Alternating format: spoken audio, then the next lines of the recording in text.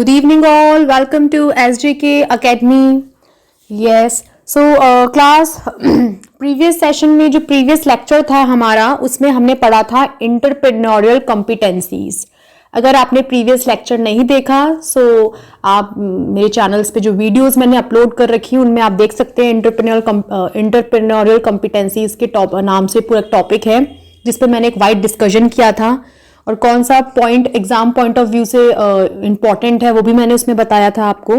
सो entrepreneurial competencies में मैंने आपको बताया था कि वो स्किल्स, वो फीचर्स, वो कैरेक्टरिस्टिक्स जो कि एक एंटरप्रेन्योर में होने चाहिए एक सक्सेसफुल एंटरप्रेन्योर बनने के लिए, वो क्या क्या फीचर्स हैं, जिसमें मैंने एक वाइड डिस्कशन किया था उन सारे पॉइंट्स का, जिसका एक शॉर्ट रिवीजन मैं आपको करा देती हूँ. सो एंटरप्रेन्योरियल कॉम्पिटेंसीज जो थी वो स्किल्स, वो फीचर्स, वो कैरेक्टरिस्टिक्स जो कि एक एंटरप्रेन्योर में होने चाहिए एक सक्सेसफुल एंटरप्रेन्योर बनने के लिए, जिसमें काफी सारे कैरेक्टरिस्टिक्स थे. जब सबसे पहला था इनिशिएटिव, कि जो एंटरप्रेन्योर है वो इनिशिएटिव होना चाहिए, कुछ नया करने का उसमें उत्साह होना चाहिए, परसिस्टेंसी होनी चाहिए उसके अंदर. सेकंड था परसिस्टेंसी की वो उसमें कंटिन्यूटी होनी चाहिए, जो भी ऑपरेशंस वो वर्क परफॉर्म कर रहे हैं कंटिन्यूटी में करे. अगर डाउनफॉल हो रहा है, बिजनेस में लॉसेस हो रहे हैं तो वो हिम्मत ना हारे. थर्ड था इंफॉर्मेशन सीकिंग, कि जो एंटरप्रेन्योर है जरूरी नहीं है कि वो हर एक फील्ड में परफेक्ट हो, नॉलेजफुल हो. इन केस अगर वो कहीं पर भी लैक कर रहा है, उसे कहीं किसी भी एरिया की अगर नॉलेज नहीं है तो वो इंफॉर्मेशन जो है अलग अलग सोर्सेज से ऑब्टेन करे, ना कि खुद को सुपीरियर समझ के खुद से सारे डिसीजंस ले. फोर्थ वन था कमिटमेंट टू वर्क, कि वर्क के प्रति वो कमिटेड रहे, अपना जो वर्क है कम से कम टाइम में ज्यादा से ज्यादा करे. फिफ्थ था सिस्टमैटिक प्लानिंग, जो भी बिजनेस ऑपरेशंस वो कर रहा है ओवरऑल उसको सिस्टमैटिक तरीके से प्लान करे. नेक्स्ट था जो फीचर एक एंटरप्रेन्योर में होना चाहिए कॉम्पिटेंसी, वो थी problem solving. He should have a positive problem solving attitude. Seventh point था यूज ऑफ इन्फ्लुएंस, जो उसमें इतनी काबिलियत होनी चाहिए कि वो अपने स्किल सेट से अपने जो पार्टीज हैं लाइक एम्प्लॉयज हो गए, वेरियस पार्टीज हो गई, कस्टमर्स हो गए, उन सभी को इन्फ्लुएंस कर पाए, प्रभावित कर पाए. एंड द लास्ट था मॉनिटरिंग, कि वो प्रॉपर मॉनिटर करे जो भी ऑपरेशंस कंपनी में चल रहे हैं, सो दैट कंट्रोलिंग वो कर पाए जहां कहीं पर भी डेविएशंस देखने को मिले. सो अब हम जो स्टार्ट करने जा रहे हैं टॉपिक नया, वो है हमारा procedure of developing entrepreneurial competencies. It means कि देखिए कोई भी एंटरप्रेन्योर है, जरूरी नहीं है कि उसके अंदर वो सारी कॉम्पिटेंसीज, वो सारी स्किल्स हों जो कि एक सक्सेसफुल एंटरप्रेन्योर में होनी चाहिए. हो सकता है एंटरप्रेन्योर जो है वो परसिस्टेंट है, मतलब कंटिन्यूटी, मतलब काम में वो कंटिन्यू है, कंटिन्यूटी उसके अंदर है ना. He is punctual towards his work, innovative भी है, कुछ नया करने का उत्साह भी है उसमें, लेकिन वो चीजों को मॉनिटर प्रॉपर नहीं कर पाता, मॉनिटरिंग में वो लैक कर रहा है ना. या फिर प्रॉब्लम सॉल्विंग एटीट्यूड नहीं है उसके अंदर, वो प्रॉब्लम्स को सॉल्व नहीं कर पाता, या फिर वो अपने वर्क के प्रति कमिटेड नहीं है. तो कुछ उसमें कॉम्पिटेंसीज हैं तो कुछ नहीं भी हैं. सो इन केस जो कॉम्पिटेंसीज एक एंटरप्रेन्योर में नहीं है, उनको डेवलप करने के लिए पूरा एक प्रोसीजर होता है, एक स्टेप होता है कैसे उनको डेवलप करना है, जो कॉम्पिटेंसीज, स्किल्स एक एंटरप्रेन्योर में नहीं है. ठीक है, तो सबसे पहला है कॉम्पिटेंसी आइडेंटिफिकेशन एंड रिकॉग्निशन. तो सबसे पहले क्या करना चाहिए, एक जो एंटरप्रेन्योर होता है वो एक लिस्ट क्रिएट करता है, जितनी भी स्किल्स, जितने भी फीचर्स एक एंटरप्रेन्योर के अंदर होने चाहिए, उस पूरे स्किल्स की, पूरे कैरेक्टरिस्टिक्स की एक लिस्ट क्रिएट करना. ठीक है, और आइडेंटिफाई करना कि कौन कौन सी स्किल्स रिक्वायर्ड है एक एंटरप्रेन्योर बनने के लिए. तो सबसे पहला है कॉम्पिटेंसी आइडेंटिफिकेशन, कि जितनी भी स्किल्स रिक्वायर्ड है एंटरप्रेन्योर बनने के लिए पहले उनको आइडेंटिफाई करो कि कौन कौन सी स्किल्स रिक्वायर्ड है. तो ये हो गया स्टेप नंबर 1. उसके बाद है स्टेप नंबर 2 जो है कॉम्पिटेंसी असेसमेंट. आपने पूरा एक लिस्ट क्रिएट कर ली कौन कौन सी स्किल्स रिक्वायर्ड है. उसके बाद एक असेसमेंट क्रिएट करना पड़ता है कॉम्पिटेंसीज का, स्किल्स का, मतलब पूरा एक असेसमेंट क्रिएट करना पड़ता है जिसमें एंटरप्रेन्योर देखता है कि किन स्किल्स में तो वो अच्छा है और किन स्किल्स में वो पुअर है.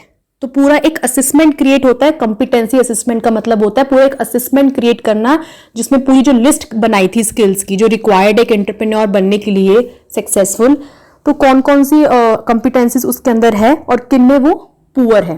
कौन सी स्किल्स उसमें नहीं है। ये हो गया कॉम्पिटेंसी असेसमेंट क्रिएट करना। उसके बाद है स्टेप नंबर 3 जो है कॉम्पिटेंसी मैपिंग। अब एंटरप्रेन्योर ने ये एनालाइज कर लिया, ये देख लिया कि किन में तो वो अच्छा है और किन में वो पुअर है।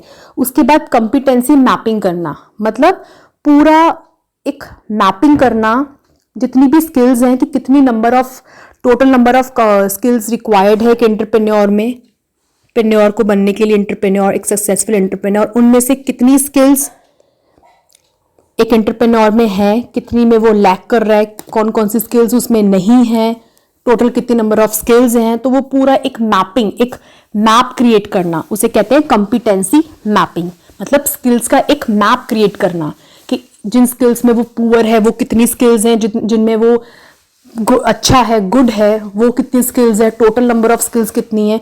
तो पूरी एक मैपिंग क्रिएट करना, वो हो गया कॉम्पिटेंसी मैपिंग। और फिर स्टेप नंबर 4 है लास्ट डेवलपमेंट इंटरवेंशन। अब जब ये देख लिया कि भाई कितनी स्किल्स में एंटरप्रेन्योर लैक कर रहा है, मतलब किन किन स्किल्स में वो पुअर है, तो उन स्किल्स में अब क्या करेगा एंटरप्रेन्योर, एफर्ट्स करेगा खुद को उन स्किल्स में जिनमें भी वो पुअर है उनको इम्प्रूव करेगा, उनमें डेवलपमेंट लाएगा। मान लो अगर वो प्रॉब्लम सॉल्विंग उसका एटीट्यूड नहीं है तो वो उस पर्टिकुलर जो स्किल उसके अंदर लैक कर रही है प्रॉब्लम सॉल्विंग वाली, उस पर वर्क करेगा, उस स्किल को इम्प्रूव करेगा खुद के अंदर। तो वो हो गया डेवलपमेंट इंटरवेंशन, स्टेप नंबर 4। तो बेसिकली ये 4 स्टेजेस होती है, स्टेप्स होते हैं जिसके थ्रू एंटरप्रेन्योर जो है उसमें जो भी स्किल्स नहीं हैं, जिन भी स्किल्स में वो पुअर है, वो स्किल्स उसकी डेवलप, वो इम्प्रूव कर पाए। तो सबसे पहले पूरी जो स्किल्स उसको रिक्वायर्ड है एक सक्सेसफुल एंटरप्रेन्योर बनने के लिए, पहले पूरा उसका एक लिस्ट क्रिएट करे, कितनी स्किल्स रिक्वायर्ड है, क्या क्या स्किल्स एक एंटरप्रेन्योर में होनी चाहिए। फिर स्टेप नंबर 2 एक असेसमेंट क्रिएट करे कि जो एंटरप्रेन्योर है वो कितनी नंबर ऑफ स्किल्स, करेक्टर्स उसके अंदर हैं, कौन कौन से फीचर्स उसमें हैं अच्छे और कौन कौन से में वो पुअर है, पूरा एक उसका असेसमेंट क्रिएट करे। फिर कॉम्पिटेंसी मैपिंग करे स्टेप नंबर 3 कि टोटल नंबर ऑफ कॉम्पिटेंसीज में से इतने में तो वो अच्छा था, इतने में वो परफेक्ट है, इतने स्किल्स उसमें नहीं है, उनमें पुअर है। उसके बाद जिन जिन में वो पुअर है स्टेप नंबर 4 में वो उनको डेवलप करेगा, उन स्किल्स को जिसमें वो लैक कर रहा है उनको इम्प्रूव करेगा। तो ओवरऑल ये 4 स्टेजेस होते हैं जिससे एक एंटरप्रेन्योर जो है, जो भी स्किल्स उसमें नहीं है, जो भी कॉम्पिटेंसीज उसमें नहीं है, वो उसकी प्रॉपरली डेवलप कैसे होती है वो हमने स्टेप बाय स्टेप इस प्रोसीजर में पढ़ा। ठीक है, तो ये टॉपिक था हमारा procedure of developing entrepreneur competencies. ये भी एग्जाम पॉइंट ऑफ व्यू से इंपॉर्टेंट है, पूछा जा सकता है आपसे कि कॉम्पिटेंसी डेवलपमेंट में कौन कौन से स्टेजेस होते हैं, स्टेप्स होते हैं, उनमें आपको 4 ऑप्शन दे दिए जाएंगे। तो आपको पता होना चाहिए सबसे पहले आपको स्किल्स को आइडेंटिफाई करना है, कितनी स्किल्स रिक्वायर्ड है, उनमें से कितनी में एंटरप्रेन्योर पुअर है, कितने में गुड है, कितनी स्किल्स में वो पुअर है, कितने में गुड है, उसकी पूरी मैपिंग, एक रोड मैप फिगर क्रिएट करना है। फिर जिनमें वो लैक कर रहे हैं उनको डेवलप करना है उन स्किल्स को। तो ओवरऑल ये पूरे अपने स्टार स्टेप्स में ये प्रोसीजर जो है वो कंप्लीट होता है। सो स्टूडेंट्स, ये टॉपिक हमारा यहीं पर ख़त्म होता है। आई होप आपको ये टॉपिक समझ में आया। बहुत ही ईजी लैंग्वेज में मैंने इसको मैनिपुलेट की है। हालांकि आप अरिहंत बुक में देखोगे और बुक्स में देखोगे it's quite difficult to understand, but मैंने बहुत ईजी वे में एक ईजी कंटेंट के साथ ये टॉपिक आपके सामने इंट्रोड्यूस किया ताकि आपको समझ में आए। अप टू द मार्क जो कॉन्सेप्ट ज़रूरी है वो मैंने इसमें ऐड ऑन किए। आई होप आपको मेरी वीडियो पसंद आई। अगर आपको मेरी वीडियो पसंद आए please like my video and subscribe my channel so that मैं आपके लिए और अच्छे से अच्छी वीडियोस यूजीसी नेट प्रिपरेशन के लिए और भी अलग अलग एग्ज़ाम पॉइंट ऑफ व्यू के लिए लेके आती रहूँ। Thank you guys for watching my channel.